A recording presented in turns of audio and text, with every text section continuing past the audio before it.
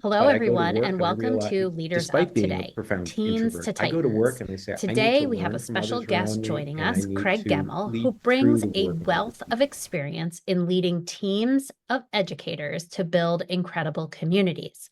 We will be diving into where he has learned to step outside of his comfort zone and how that impacts the school cultures he's forming.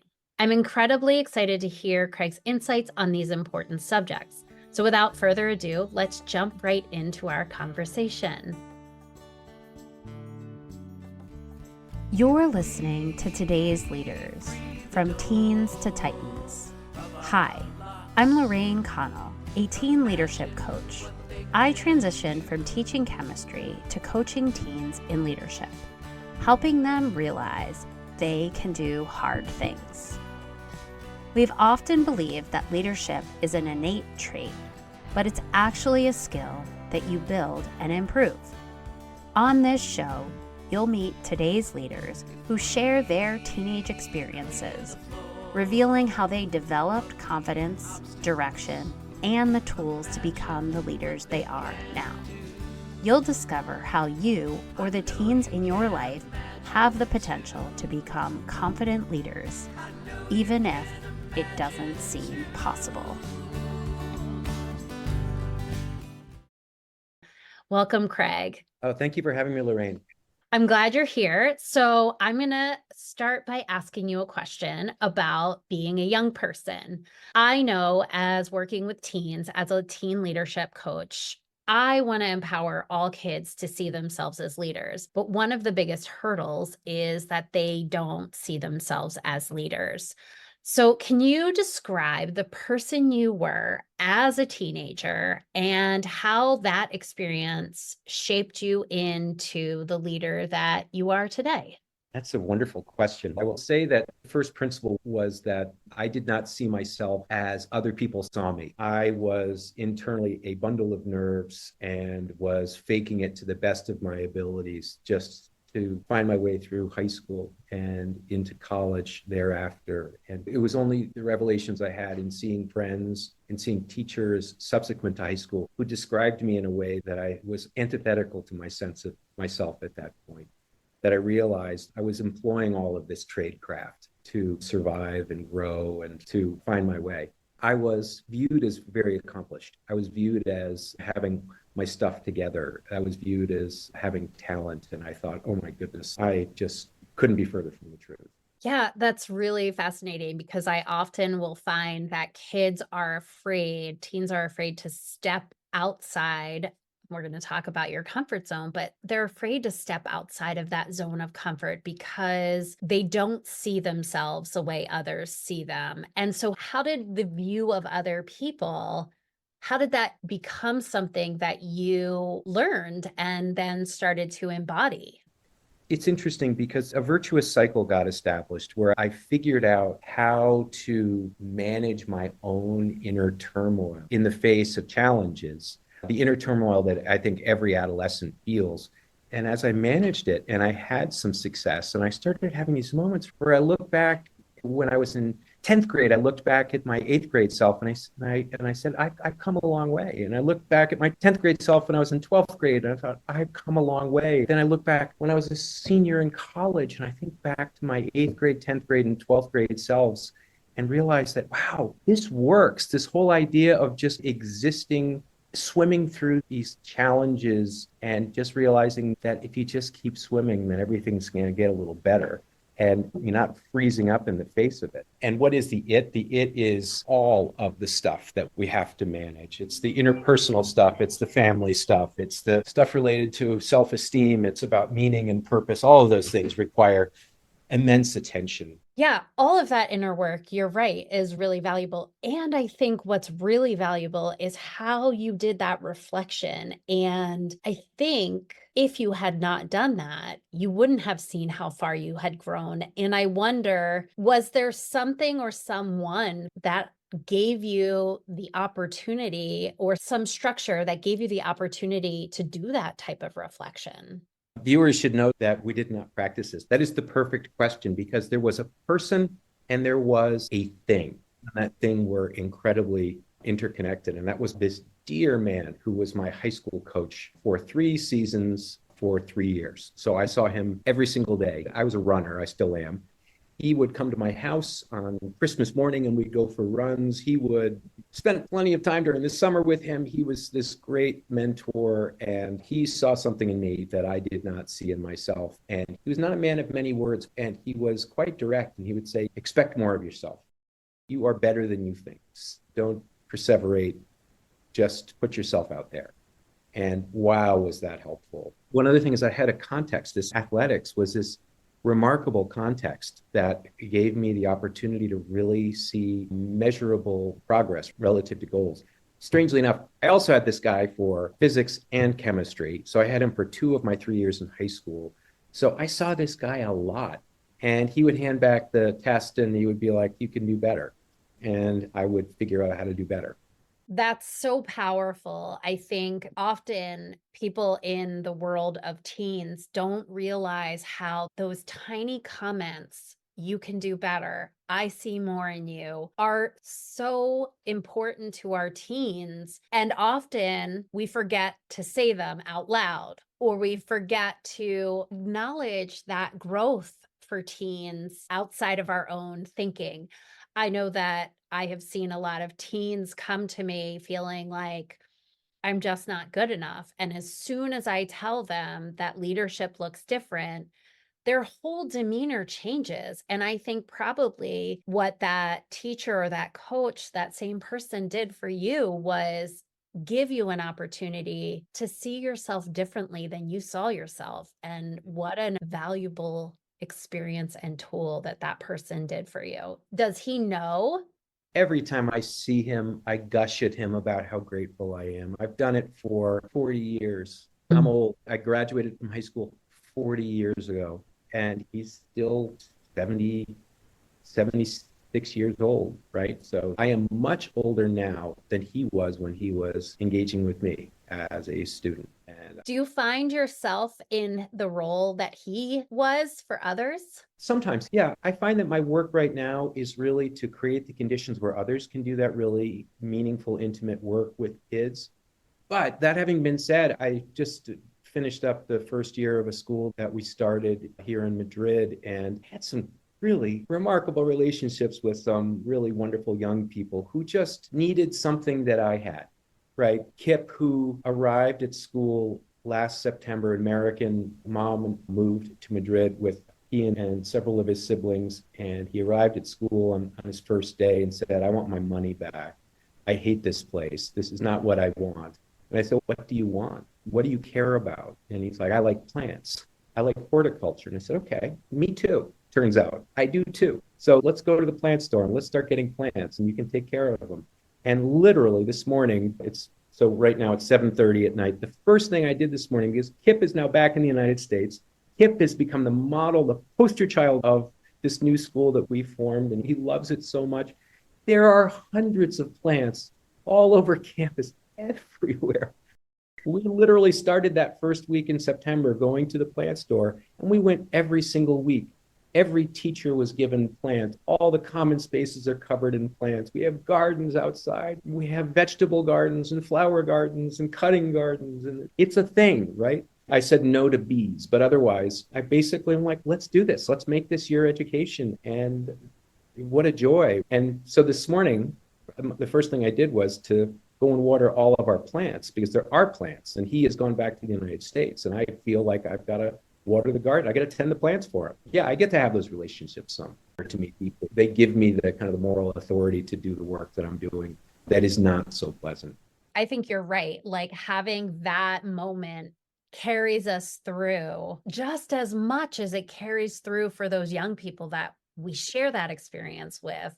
And so often we dismiss our value and our words as not being important, but really you turned somebody who didn't want to be there, and probably for a lot more reasons than just not there being plants, but you turned it around to now he's so happy and he's so boastful about this experience that he had at your school that he's sharing it with others. And that's true leadership, right? Creating leaders to do the work that we're doing. I want to ask you a little bit. You mentioned the school that you're starting. Tell me a little bit about the process of how you got from New Hampshire, head of school, or even if you want to go back before you were head of school here in New Hampshire, to opening a brand new everything. It wasn't even a school building, right? You changed it from something else. So tell me how you were able to be so courageous and so bold and do that work. The courage was probably informed more by naivete than it was by experience starting something. I had no idea how hard it was going to be to make something. And I will say that the lesson ago is that necessity breeds ingenuity. We figure things out because we've got to. And people talk about getting out of your comfort zone and not being afraid of failing. And I agree with the first, right?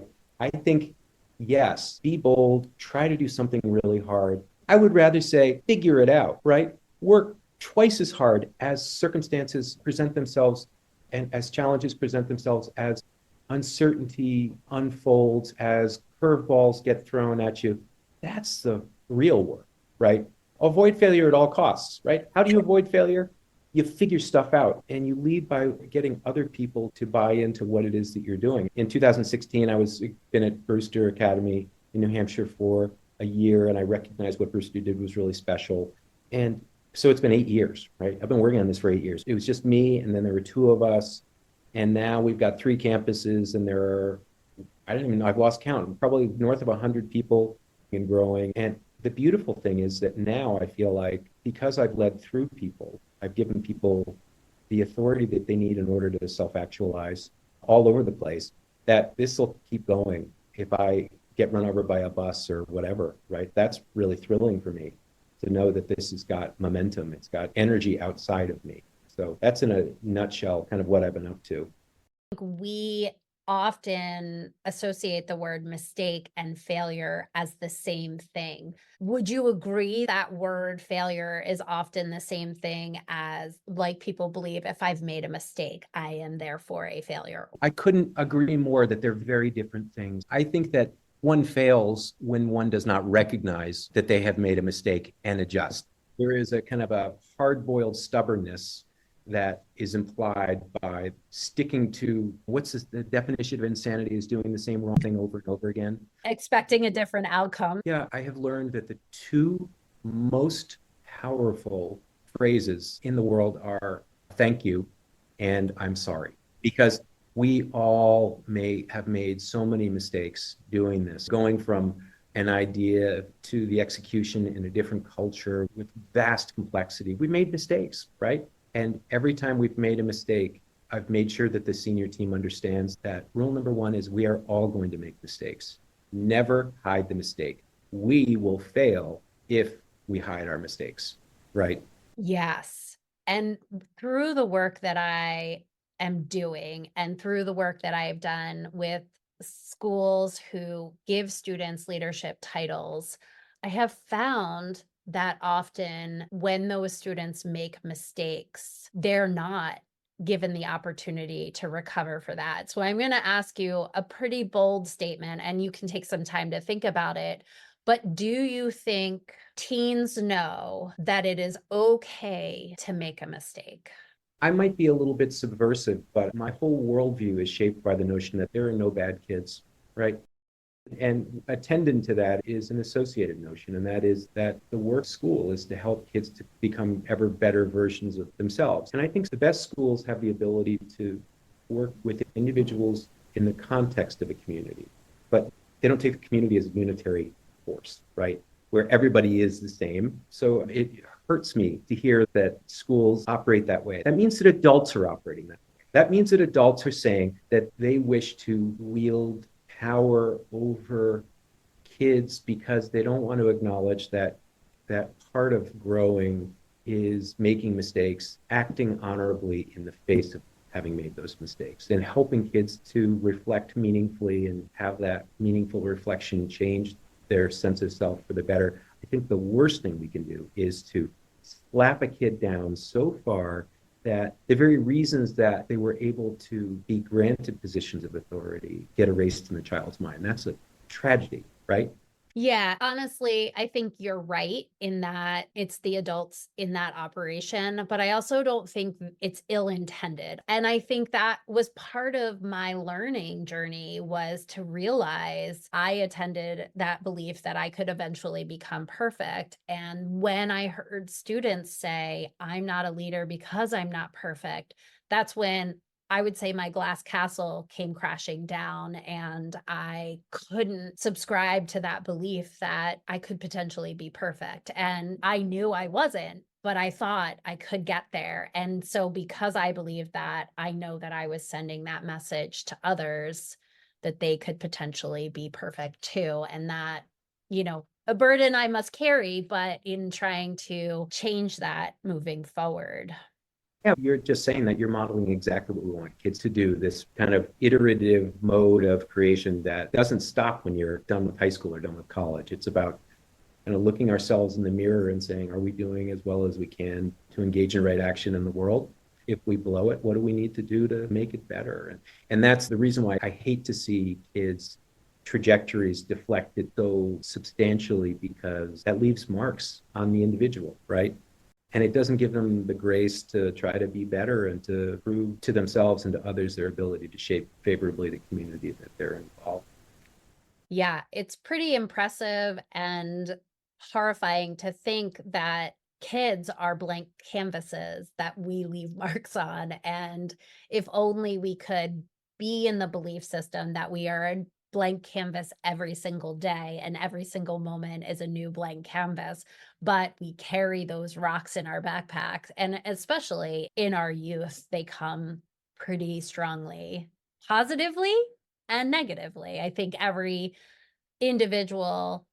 every individual has a positive experience in their youth that they can reflect on. As you spoke, the person who really helped define your inner monologue, your belief of who you were, was a coach. And I think often our teens and our youth see coaches because they've been in athletics or they've been in a club, but not all students have been in that experience to see the role of a coach or a club advisor. Was there anyone else in your journey, even your current journey, that wasn't essentially an official coach, but was somebody that played that role for you? I just finished up a Zoom with a wonderful man, Roy Valentine. He's the chair of Brewster's board, and he's been a thought partner with me, right? Almost every day we talk, right? I talked to him 3 times today, right? It's just what we do. And before Roy, I was at another school, and there was a wonderful guy named Jamie Higgins who, again, just a great thought partner. These are people who took an interest in me and liked doing the work with me, and I liked doing the work with them, and they're volunteers. And for me, work is a social activity. I'm actually a pretty profound introvert, but I go to work and I realize, despite being a profound introvert, I go to work and I say, I need to learn from others around me, and I need to lead through the work of other people and not do the work myself, right? So all of that requires deep, committed, honest relationships, right? So for me, I can draw a line straight back to about 1980 when I was 14 years old, or 1978 when I was 12 years old, or even I could even go back further than that. Steady line of people who have each, in his or her own way, has changed my life a little bit or a lot. And it's just because I've been open to the wisdom of other people and the fact that other people see things differently and will correct me and will fill in my blind spots, etc. So yeah, I could go on and on about people. There are 10 or 12 people in my life right now who are incredibly important to me in shaping how I'm dealing with the chaos that is starting schools, right? Yeah. I really do appreciate and love that sentiment because I think we have this belief that we only are coached when we're on a team. And as kids leave college, the coach experience goes away. And so, what you're saying is that even just having somebody to share ideas with is coaching you and mentoring you in a way that actually is pulling out the best of you. And I think a person who can ask good questions and challenge you, you said different perspectives, those are so valuable in helping us grow as individuals. I love that, which leads me to my question about asking for help. I find teens are resistant to thinking it's okay to ask for help, and they often will not. And I know that you will have an example of a time where you, maybe not as a teen, but maybe at some point where you found it hard, but eventually knew that asking for help was the right approach. Yes, I will tell you, it takes a lot of courage, particularly, and I don't mean to speak stereotypically, but conventional notions of masculinity are such that it's even harder for boys and men to be vulnerable and ask for help. A month ago, I was in a real jam with just a bunch of unexpected occurrences that happened all at once. And I found myself not sure what to do. And what I did was to call this guy Roy Ballantyne, and I said, I just want to give you full visibility into some surprising things, big things that happened that were potentially like the school could, these three schools that we've got going could go away. And I just said, I just want to lay out the fact pattern, hear the facts, and then see if you have any advice. And he's like, I don't have any advice other than right now, other than to say that you've got a lot to handle, and I want you to tell me what I can do to help. Wow. Right. And so that was the way in. And all of that kind of willingness to be simultaneously objective and also vulnerable seems to be something that I've come back to again and again. And it defies kind of conceptual notions of what leadership is like and defies conventional notions of maleness. But it's worked really well for me because, as is the case at Hogwarts, right? Help is available to everyone at Hogwarts. You just have to be willing to ask, right? Yes. Oh, I love that connection for sure. And I also really appreciated in that story how Roy was willing to offer help. And I think that's another one of those belief systems that we have is that even if I ask for help, nobody's going to want to help me or nobody's going to be able to help me as much as I can do or things like that, right? There's all of this negative and I'd say limiting beliefs that we have about getting help, asking for help, providing help. So I appreciate that part of the story as well. Yeah, and I think it boils down to the kind of culture we want to create, the kind of culture we want to perpetuate. And it's a very subversive vision for the kind of a culture of a community, but I believe firmly that people need to live in community and they need to be face to face with each other and they need to learn how to be honest with each other and work and talk across difference and be honest when they're struggling and be willing to put themselves out there to help others who are struggling. All that, it's all so old-fashioned stuff. But what I the experience of making this school in Madrid from nothing, right? We went from 0 teachers and 0 students to 50 teachers and 150 students in whatever a number of months. And what I saw was that everybody changed, right? The teachers who were cynical about really feeling like they could have agency in the life of a school and that the school actually cared about them as much as they cared about their students. We were able to reprogram teachers so that every single teacher, we're doubling in size, right? So we're bringing a bunch more teachers in, but every single teacher from the first year is coming back for the second. I've never heard that in my life, right? And every student but 2 are coming back of the 150. Well, we graduated 10, but 2 and their parents are moving. It's because we just were like super aspirational about culture, the kind of culture we wanted to create. And it can happen, right? This is not airy fairy stuff. This is real. Like people can feel cared for and capable of caring for others if we just slow down a little bit and talk about the why and the how. Quite an accomplishment. That's really amazing. It's the work of all of those teachers, honestly. Like all I asked them to do at the beginning of the year was to suspend disbelief about the way a community can exist. And I didn't do much at all. They just made it, and the kids made it. They believed in the power of possibility. It just happened.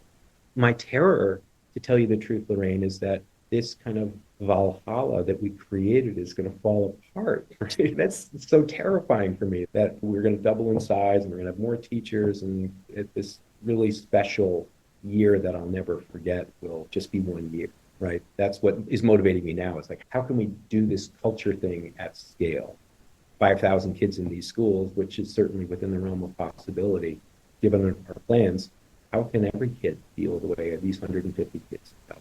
How can every teacher feel the way these 50 teachers felt? That's really the magic.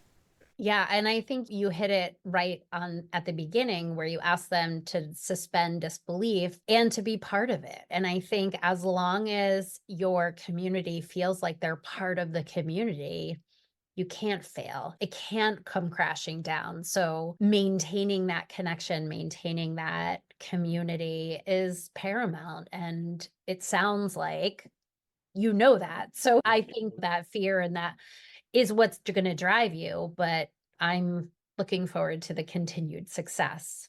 From your lips to God's ears. That's right. Speaking of success, teens have a very different definition of success. So go back to your 16, 17-year-old self and tell me, what did success look like? And what did you think success would look like in your future for yourself?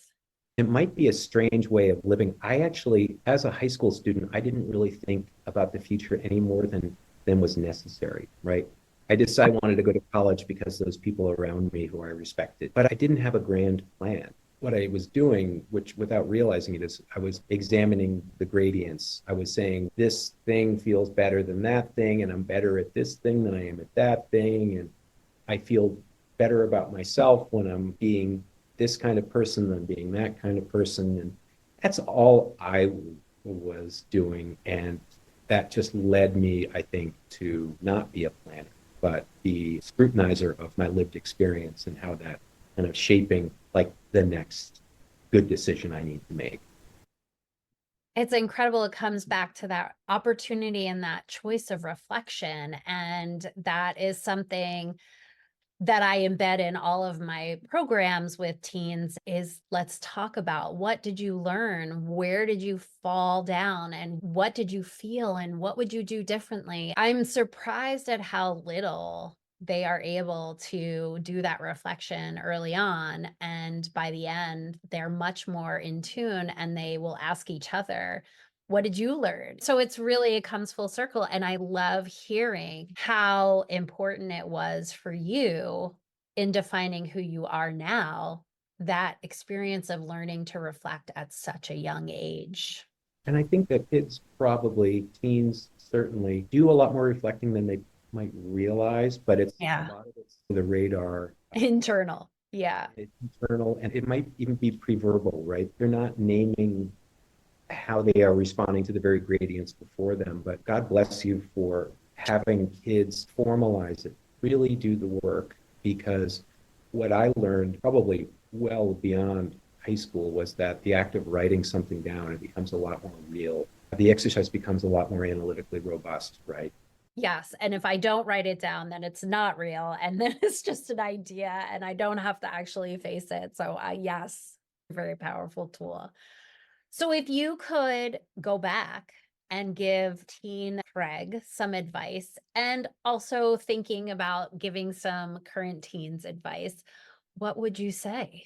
Say to teen Craig and to any other teen that I know, I encounter, that they are enough, that all kids are good kids, all teens are good. We are a result of the accretion of experience, and that if they can just train themselves to reflect and make the next good decision, then that will take them wherever they're going to end up. And wherever they're going to end up is going to be the place where they should be.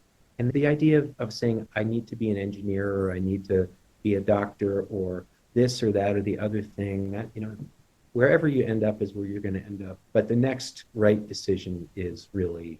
Yeah, I tell teens all the time that the only requirement to being a leader is making a decision, because regardless of what that decision is, you're taking yourself in a direction. And so when you just shared the next right decision or the next right step, that's all it needs to be. And I love how you just helped me share my message. So thank you. My pleasure. My pleasure. All right. Tell my listeners how to learn more about the school in Madrid. How can people connect with you if they're interested in learning more about the school? They can find us at www.brewstermadrid.com. My email is on that website in several places, so they can always reach out to me if they want to talk more, or they want to hear about the school. If they're in Madrid and they want to look around, we have 2 more locations opening up in September, so I'll be here a lot. Always happy to host visitors. Thank you for tuning in to this episode of Leaders of Today, Teens to Titans. If you found this episode helpful, please subscribe, leave a review, and share it with other parents who might benefit from this conversation. Together, we can support our teens in building healthy, positive relationships and become leaders of tomorrow. Until next time, I'm Lorraine Connell, and this is Leaders of Today, Teens to Titans.